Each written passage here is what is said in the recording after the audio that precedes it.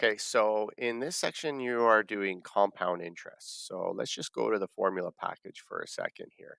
So in the formula package, when you looked at the exponential stuff, um, you had this one right here, appreciation. Future value equals present value, bracket 1 plus r, all to the exponent of t. We're actually using the same formula for compound interest. It's just what we're doing is we're applying it to finance. So we're just changing the meaning of some of the letters.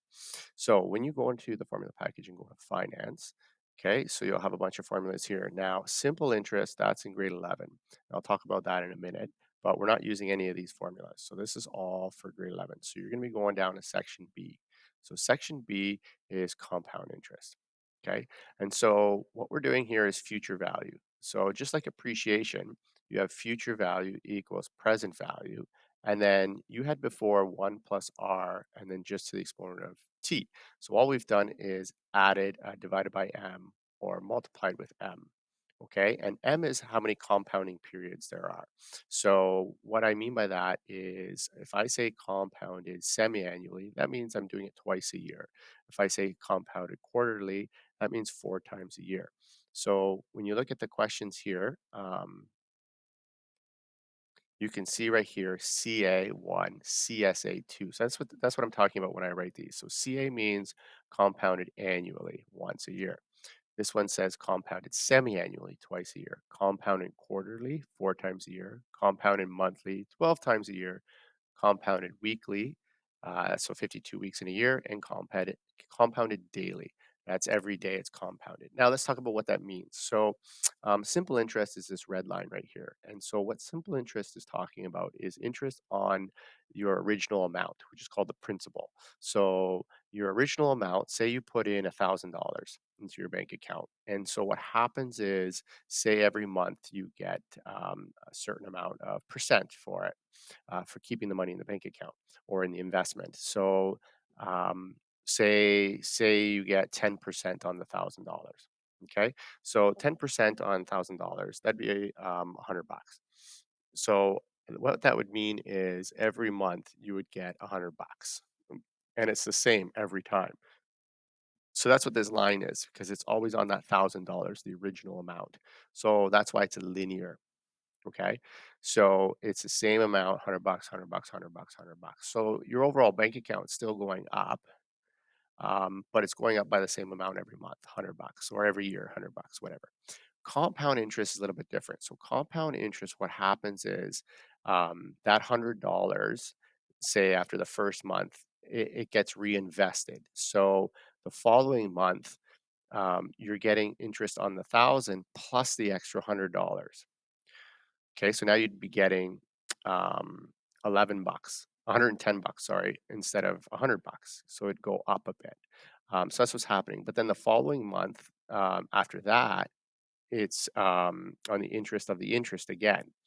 So what happens is it turns into an exponential. So it turns into a growth like this. Okay, so what you can see here is when I scroll down. So this is some of the words I use. Principal. So this is $1,000. So that stays the same. So I've put in $1,000. That's my principal. That's my original amount. And my interest with no compounding, it would be the same amount of interest. And so it's linear, happening every year where compound is interest on the interest. So this let's go back to this one. So what this is saying is, say I do the quarterly one. So that's 4 times a year. So that would be actually be every 3 months.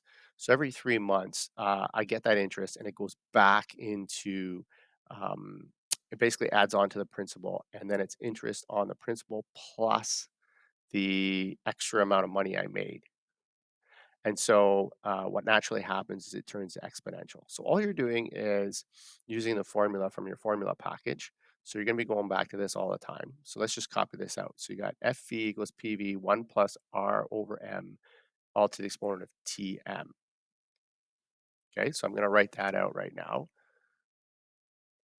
So you've got future value equals present value bracket 1 plus R over M all to the exponent of Tm. So that R is your percentage, just like before. Your T is your time, just like before. It's your M, which is the number of compounding periods. And that's what these are saying. Okay. So that's what you're putting in for the M, depending on which one I give you. So let's just have a quick look at this question. I'm going to do number three. So number three says determine the future value if I invested $500 for 5 years at 5% compounded quarterly. So 4 times a year. So I've got my present value is 500 bucks. One plus, remember my percentage is the percent, 5% as a decimal. So 5 divided by 100, which is 0.05. And then I said, let's do the quarterly one. So you're going to put this 4 for the M every time you see the M. And then the time was for 5 years. So I'm going to put T5. And then I also have to do multiplying with another 4 because that's the same M that's here and here. Okay, now you're just doing bed mass. I find the best thing to do is leave this 500 alone. um, I like to do the inside part, so I'm going to do 0.05 divided by 4, and then I'm just going to say plus 1. Okay, so that works out to 1.0125, at least 4 decimal places. That's all it is for this question. And then 5 times 4 for the exponent, which is 20. And now I just use my calculator. I'm going to do the inside brackets because you got to follow bed mass. So you've got the 1.0125, and then I'm going to do the exponent of 20, and then I'm going to multiply by 500. So remember, my money should be going up. So if I have $500, it's only for 5 years, so it shouldn't be like $10,000. It should be, a little bit more. In this example, it's $641, and round to 2 decimal places because we're talking about money for this whole business section, and I got 2 cents. Okay, so that's all you're doing for these kind of questions.